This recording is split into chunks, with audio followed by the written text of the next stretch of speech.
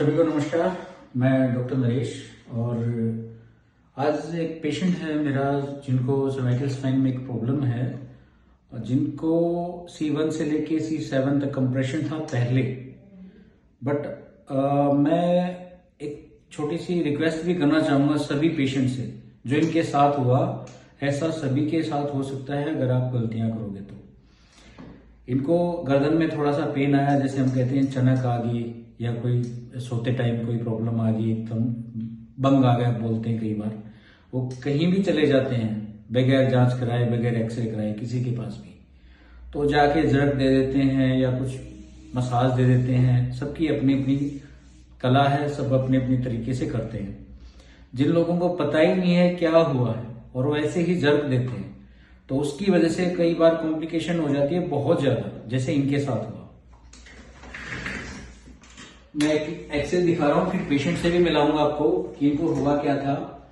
जब इनको compression C1 में आया है, C2, C3, C6, C7 पूरी सर्वाइकल स्पाइन में कंप्रेशन आया और D1 से लेके D12 तक भी कंप्रेशन चला गया। उसका रीजन है गलत तरीके से थ्रेड देना, गलत तरीके से एंगल में जाके इनको खिंचाव देना, जो खींच देते हैं कई बार। आजकल जो कैरोप्रैक्टर नए बने हैं, मैं सभी से एक विनती करूंगा हाथ जोड़ के, किसी की लाइफ के साथ खिलवाड़ ना करें कि आपकी एक छोटी सी गलती की वजह से या आपके प्रोफेशन के छोटे से गलत तरीके की वजह से किसी की जान जा सकती है। कोई लाइफ टाइम के लिए पैरालाइज हो सकता है या कोई भी उसका अंग काम करना बंद कर सकता है। जैसे इनको C1 C2 में कंप्रेशन आया, ये देखो यहाँ हर्निएशन हुआ है, जिसमें पेशेंट को चलना फिरना भी बंद हो जाता है। साइड में वो टर्न ले नहीं सकता, सो नहीं सकता ढंग से। ठीक है, तो ऐसी गलती एक तो पेशेंट ही ना करे, ऐसी वैसी जगह ना जाए। आपसे सभी से विनती करना चाहूंगा कि पहले एक्सरे कराएं, अच्छे डॉक्टर के पास जाएं, चाहे आप एलोपैथिक डॉक्टर के पास जाएं या फिजियोथेरेपिस्ट के पास जाएं, लेकिन एक्सरे कराएं, जांच कराएं अच्छे डॉक्टर के पास जाके पहले कि आपको हुआ क्या है। ऐसे जाके कहीं भी रैंडम ट्रीटमेंट ना लें।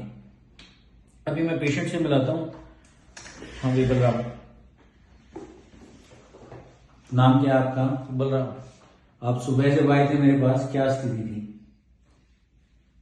कुछ भी नहीं हो रहा था, तो देखो ठीक है, चला भी नहीं जा रहा था, गर्दन हिला नहीं पा रहे थे, सोने में उठने बैठने में दिक्कत हो रही थी, चला भी नहीं जा रहा था सुबह। और अभी कैसा है ट्रीटमेंट के बाद? अब देखो ठीक है। इसको मैंने पूरे दिन ऑब्जर्वेशन में रखा है और ये ट्रीटमेंट सडनली देने का नहीं होता। कुछ लोग सोचते हैं कि एक बार आया एक बार करो और जाने दो, ऐसा नहीं होता। उसके मसल स्ट्रेंथ देखनी होती है, उसका लिगामेंट देखने होते हैं, उसकी डिस्क का साइज देखना होता है कैसा है, प्रोट्रूजन है, बल्जिंग है, आर्निएशन है या किस नर्व में कंप्रेशन है। उसके लिए उसको आराम से मसाज देके और रिलीज करके ये ट्रीटमेंट देने का होता है। ऐसे सडनली जाते हैं, कहीं भी थ्रेड दे दिया, जर्क दे दिया, ऐसे करने का ट्रीटमेंट नहीं है।